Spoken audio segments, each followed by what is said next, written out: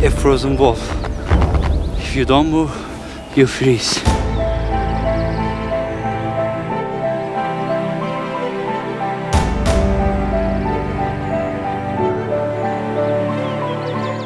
Welcome to Yakutia,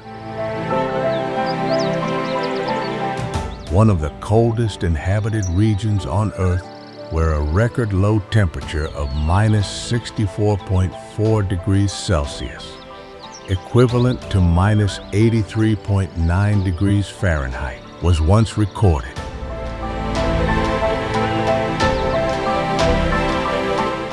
Winter can become so brutal that some cars are kept running for hours to prevent freezing. The fish freeze solid just seconds after being caught. The most daunting time is December, when the sun appears for only about 3 hours a day before setting, plunging the already cold surroundings into even deeper darkness. Yet somehow, over 300,000 people have chosen to live here over the past centuries. The fastest growing city in the Far East, this region supplies up to 20% of the world's rough diamonds and possesses vast reserves of gold, oil, gas, and coal. How does a modern city function where winter constantly threatens to shut everything down? Come with Beyond Travel. We're going inside Yakutsk to find out. In Yakutsk, surviving winter begins with one rule: limit how long the cold can reach you. Before leaving home, residents cover almost every part of the body.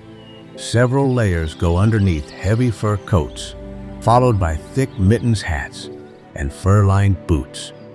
Traditional unti, made for extreme Siberian winters. At these temperatures, leaving your hands, ears, or feet poorly protected can become dangerous very quickly. But the real strategy isn't wearing more clothes, it's spending less time outside.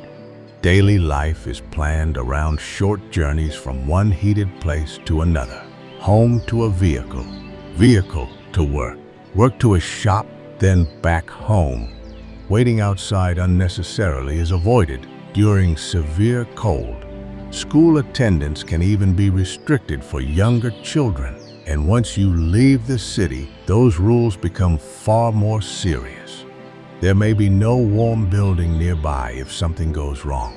Extra clothing, fuel, and emergency supplies can become essential on longer winter journeys.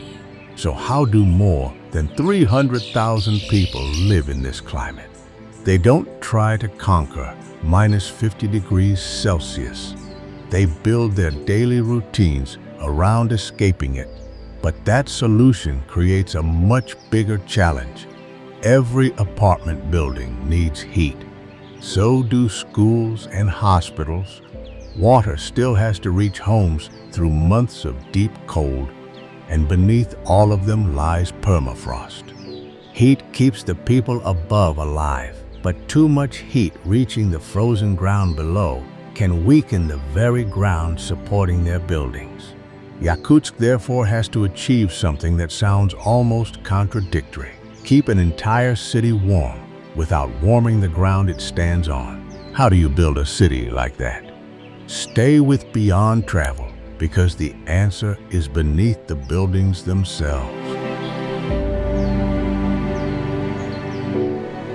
Yakutsk cannot simply place heated buildings directly on frozen soil. Much of the city stands on permafrost, ground that has remained frozen for years. The problem begins when heat from a building reaches ice-rich soil beneath it. That ice can thaw, the ground can shift, and the structure above may crack, tilt, or sink. So look underneath many buildings in Yakutsk, and you'll notice something unusual.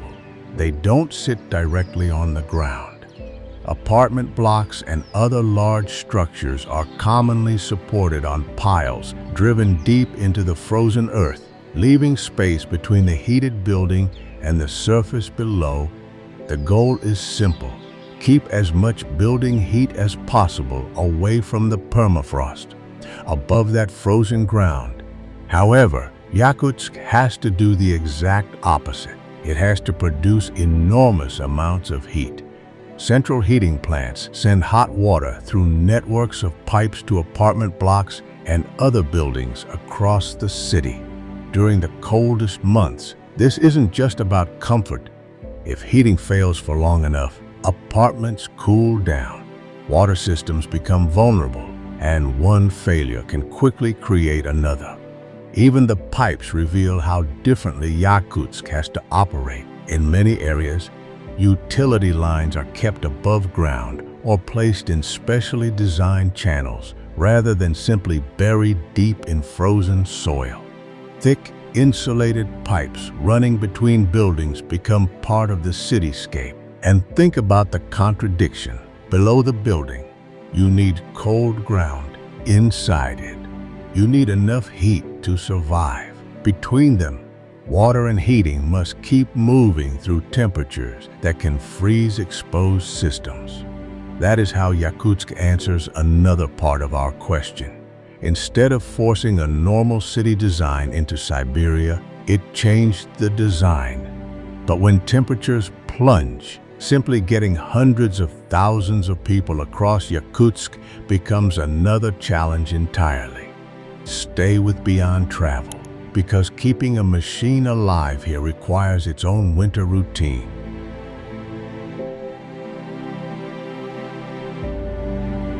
Keeping a building warm is difficult. Keeping thousands of vehicles moving through a Yakutsk winter is another problem entirely. Once a car has been sitting outside in extreme cold, almost every part of it becomes harder to work with. Engine oil thickens. Batteries lose performance, rubber stiffens. Ice builds up on windows and mechanical parts. Starting the engine after hours outside can become difficult or sometimes impossible. Drivers who have access to one can keep their vehicles protected overnight. Others use engine heaters, insulated covers, or other methods to keep critical parts from becoming completely cold-soaked. And when a vehicle must remain outside for long periods, some drivers choose the solution we mentioned earlier. They avoid letting the engine become completely cold in the first place. Every morning, Yakutsk still needs buses and taxis on the streets. Shops need deliveries. Hospitals need ambulances.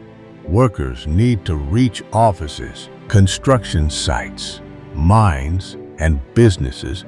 Food and supplies still have to move through the city. A winter morning doesn't cancel any of that. And Yakutsk has another transportation problem that becomes especially obvious when you look at a map. There is no bridge across the Lena River connecting Yakutsk directly with the major road network on the opposite bank. The river itself, therefore, changes its role with the seasons. During the warmer months, ferries help carry people and vehicles across. Deep in winter, when conditions allow and the ice becomes sufficiently established, seasonal ice crossings can provide another connection.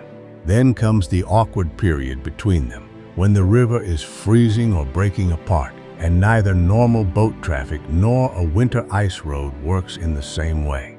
So Yakutsk doesn't have just one transportation system. It has to change with the season, and that gives us another answer to our main question. Yakutsk keeps functioning because people don't expect machines, roads, or even rivers to work the same way all year. But transportation only brings us to the next problem. Food still has to reach the table in a region where winter dominates much of the year, and agriculture faces obvious limits.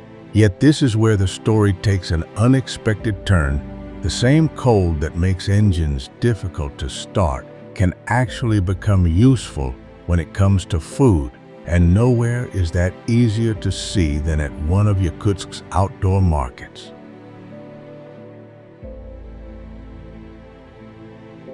After seeing what winter does to cars and transportation, you might expect Yakutsk to spend the entire season fighting the cold. But at the market, people do something different.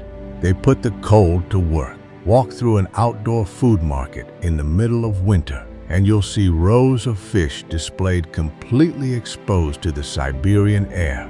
There is no need to surround them with bags of ice. Temperature outside is already far below any commercial freezer. But the frozen fish we mentioned earlier isn't just another strange image from the world's coldest city. It leads directly to one of Yakutia's most distinctive foods, stroganina. Traditionally, freshly caught northern fish is frozen solid, then sliced while still frozen into long, thin curls. It is commonly eaten immediately, often with little more than salt and pepper. The texture depends on keeping the fish properly frozen right up until it is served. For visitors accustomed to cooking fish, the first plate can look surprisingly simple. No grill, no frying pan, no heavy sauce covering the flavor. Just frozen fish, sliced thin and eaten cold. And that simplicity makes sense when you understand where the dish came from. Long before electric refrigerators reached this part of Siberia, winter itself could preserve food for months. Instead of treating freezing only as a problem, generations of people learned how to use it. The reasons are practical as well as cultural. In a place with a long, severe winter and a historically short growing season, people needed food that could be produced locally, stored through the cold months, and provide enough energy for life in this climate. So the food on the table tells part of the same story as the buildings and clothing we've already seen. You eat what this land allows you to produce, and you learn to preserve it using the conditions the land gives you. And there's an even stranger reversal here. In most cities, warmer weather makes selling fresh food outdoors easier. In Yakutsk, winter can make storing some foods remarkably straightforward. When spring arrives and temperatures rise, that natural freezer disappears, and food has to return to more familiar refrigeration. The season that creates so many problems for engines, roads, pipes, and human bodies suddenly offers something useful. That's important to understanding how people have managed to live in Yakutia for so long. They haven't spent centuries trying to make Siberia behave like somewhere warmer. They learned when to protect themselves from the cold and when to use it. And you can see that idea beyond the market. Frozen rivers can become seasonal routes.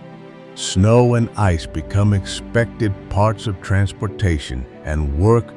Foods developed around freezing remain part of local cuisine even in an age of modern refrigerators. What began as necessity can eventually become culture. And that brings us to a much bigger question. Everything we've seen so far helps explain modern Yakutsk. Heated apartments protect families. Special foundations protect buildings. Cars are prepared for winter. Modern infrastructure keeps water and energy moving. But Yakutsk didn't begin with any of those things. People were living across this region long before central heating, heated garages, electricity, or modern insulation existed. So how did they do it? The answer takes us away from apartment blocks and engines and toward the Sakha people whose knowledge of animals, seasons, food, and extreme cold developed over generations. And one of the clearest examples is an animal that can do something extraordinary. It can spend a Siberian winter outside. Stay with Beyond Travel, because next we're meeting the horses that learned to survive Yakutia long before the modern city existed.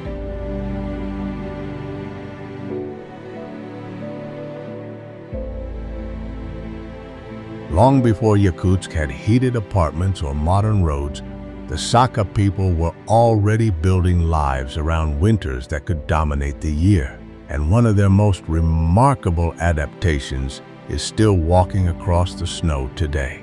The Yakut horse doesn't look like the horses most travelers are used to seeing. It is shorter and stockier, with a thick winter coat that becomes especially dense as temperatures fall. These horses can remain outdoors through severe Siberian winters instead of spending the entire season inside heated shelters. Even finding food requires an unusual skill. Snow can cover the grass for months, so Yakut horses use their hooves to dig through it and reach the vegetation underneath.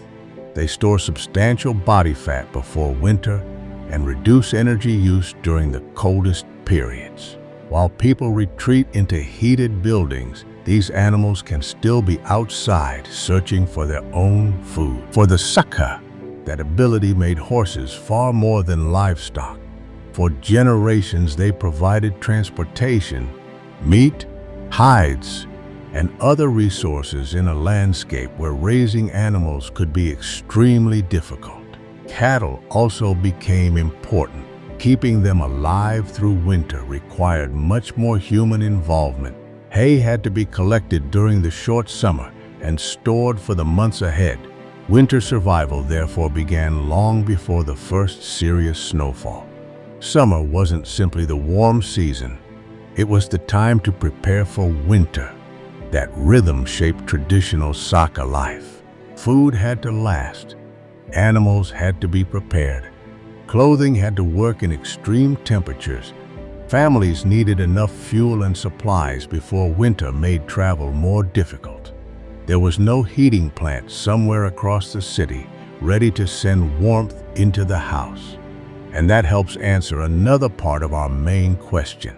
Modern Yakutsk didn't invent life in this climate. It inherited generations of people who already understood how to work with it. Technology changed the scale.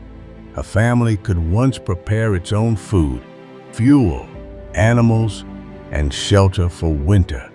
A city of hundreds of thousands needs power stations, apartment blocks, hospitals, universities, supply networks, and thousands of workers keeping everything running.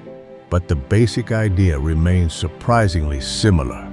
Prepare before the cold arrives, don't waste what the short summer gives you, and never assume winter will forgive poor planning. Yet Sakha culture isn't defined only by surviving winter. In fact, one of its biggest celebrations happens at the opposite end of the year. When the long darkness finally gives way to summer, communities celebrate Yakutsk, a major Sakha festival connected with renewal, the warmer season, traditional food, music, dance, and communal gatherings. We'll return to that summer later because the transformation is far greater than you might expect. For now, there's another side of Yakutsk we haven't really seen. After horses digging through snow, frozen markets, and people organizing their lives around extreme cold, it would be easy to picture Yakutsk as a remote Siberian outpost where modern life simply arrived late. It didn't. This is a city with a major university, research institutions, technology businesses, and an economy connected to some of the most valuable resources beneath the Russian Far East. So why has such a large modern city continued growing in a place this difficult? The answer isn't only above the frozen ground. A large part of it is buried underneath it. The answer lies partly beneath Yakutia. This enormous region contains diamonds, gold, coal, oil, natural gas, and other valuable resources. Yakutsk grew into the administrative and economic center, connecting many of those remote operations with the rest of the region. Diamonds are the headline attraction. Yakutia is one of the world's most important diamond-producing regions, and the industry supports jobs and businesses far beyond the mines themselves. But here's the strange part. Many of the major mining sites aren't actually in Yakutsk. Some lie hundreds of kilometers away in places such as Murny, famous for the enormous open-pit diamond mine that transformed a remote Siberian settlement into a mining town. Yakutsk became something different. The mines extract the wealth. Yakutsk helps run the region around it. That means government offices, companies, universities, laboratories, hospitals, cultural institutions, and thousands of workers whose jobs have nothing to do with standing inside a mine. One of the clearest examples is Northeastern Federal University, one of the major universities in northeastern Russia. Students come here to study medicine, engineering, science, technology, and other fields, while researchers work on problems that make particular sense in this part of the world, including life and construction in northern environments. Yakutsk has also developed its own technology scene. Local programmers and entrepreneurs can build software, games, and digital businesses from a city separated from many major population centers by enormous distances. That creates one of my favorite contrasts in Yakutsk. A person can spend the morning dealing with a Siberian winter outside, then sit down with a laptop and work with someone thousands of kilometers away. Geographically, Yakutsk is remote. Digitally, it doesn't have to be. And ordinary life reflects that modern side as well. Young people study, work, meet friends, shop, and build careers here. For them, Yakutsk isn't simply the place documentaries visit when they want footage of extreme cold. It's their city. That distinction matters, because after seeing frozen markets, specially designed buildings, winterized vehicles, and horses digging through snow, you might assume everyone living here would move somewhere warmer if they had the opportunity. But Yakutsk continues to attract people because a city is more than its weather. Jobs are here. Universities are here. Families are here. The regional government is here, and the enormous economy of the wider Sakha Republic creates reasons for people to stay. So we're getting much closer to answering the question we began with. How does a modern city function in this climate? By adapting people to winter, adapting buildings to frozen ground, adapting transportation to the cold, and creating enough opportunity that people still have a reason to build their lives here. But there is one part of Yakutsk we have deliberately avoided until now. We've spent almost this entire journey in winter, and that can leave you with a completely wrong impression of this city. Because eventually the fur coats disappear, frozen river changes, temperatures can climb above 30 degrees Celsius, and suddenly people who spent winter protecting themselves from the cold face an entirely different problem, including one you probably wouldn't expect in one of the coldest places on Earth: mosquitoes. So what happens when Yakutsk's famous winter finally disappears? That's where the city changes completely. After months of deep cold, Yakutsk can transform surprisingly fast. By summer, temperatures can climb above 30 degrees Celsius. Snow disappears. Winter clothing is packed away.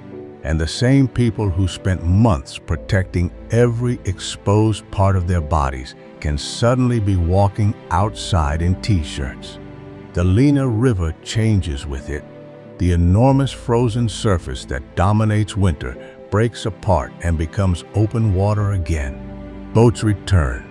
People head toward the river, spend more time outdoors, and take advantage of a warm season that can feel impossibly short after the Siberian winter. For the Sakha people, This change is marked by one of the most important celebrations of the year, Yakutsk, held around the beginning of summer. Yakutsk celebrates renewal, community, and the return of warmth. People gather in traditional clothing, share food, watch horse competitions, listen to music, and join the oswakai, a traditional circle dance that can bring large groups together. After the darkness of December, Yakutsk shows you the opposite face of Yakutia. Long daylight, crowds outside, music, horses, celebration. But summer brings its own problems. One of the most irritating is surprisingly small: mosquitoes. Yakutia contains enormous areas of wetlands, lakes, rivers, and seasonally waterlogged ground. Once temperatures rise, mosquitoes can appear in huge numbers. Outside the city, especially near forests and wetlands, they can become relentless. Think about that contrast. In winter, you cover your face because of the cold. In summer, you may cover yourself again because of insects. But mosquitoes are only an inconvenience compared with what warmer conditions can mean beneath Yakutsk itself. Remember the frozen ground we saw underneath the buildings earlier. The city has spent decades learning how to build on it. Foundations, pipes, and entire structures have been designed around the assumption that much of that ground remains frozen. And now that assumption is becoming more complicated. As temperatures change, ice-rich permafrost can thaw in some places. When the ice inside the soil melts, the ground doesn't necessarily remain exactly where it was. It can sink, it can shift, and whatever was built above it has to move with it or somehow resist that movement. So after spending this entire journey asking how Yakutsk survives extreme cold, we arrive at an unexpected final question. What if one of the coldest cities on Earth eventually has to worry not only about being too cold, but about becoming warmer? That may be the greatest challenge waiting beneath Yakutsk's future. For generations, Yakutsk has learned how to live with frozen ground. The harder question is what happens when that ground becomes less predictable. Permafrost isn't simply solid rock. In many places, the soil contains large amounts of ice. When that ice thaws, it loses volume and the ground above can sink or shift. For a city filled with apartment blocks, roads, pipes, and other infrastructure, even small movements can matter. You can repair a cracked road. A moving foundation is much harder. Buildings constructed on piles depend on the frozen ground beneath them, remaining strong enough to support those foundations. If conditions change significantly around a structure, engineers have to watch for deformation and find ways to protect what has already been built. And Yakutsk cannot simply abandon heating to keep the ground colder. People still need warm homes through winter. Hospitals still need heat. Water still has to move. Businesses still have to open. That creates perhaps the final paradox of this city. For most of our journey, cold has looked like Yakutsk's greatest enemy. But frozen ground is also part of what the city was built around. Too cold, and everyday life becomes a constant battle. Too much warming beneath the wrong places. And another set of problems begins. So Yakutsk's future may depend on doing what its people have always done, adapting again. Engineers can monitor buildings and ground temperatures, improve foundations, protect infrastructure, and change construction methods as conditions change. Because that's really the answer we've been looking for since the beginning. Yakutsk doesn't function Because people found one clever solution to extreme cold. Everything here has been adjusted around it. The way people dress, the time they spend outside, the way buildings meet the ground, the way vehicles are prepared, the way food is preserved, even traditions developed around seasons that control almost every part of life. And when those conditions change, the city has to change with them. Yakutsk may be one of the coldest major cities on Earth, but more than 300,000 people don't wake up every morning thinking they are performing an extraordinary act of survival. They're going to work, raising children, studying, meeting friends, planning for tomorrow. That's perhaps the most remarkable thing about this place. Yakutsk never defeated winter. It simply learned to live on winter's terms, and after seeing everything required to keep this city running, I have one question for you. Could you live through one full winter here? Tell me in the comments. And if you want to discover more places where people have built extraordinary lives in seemingly impossible environments, subscribe to Beyond Travel. I'll see you on the next journey.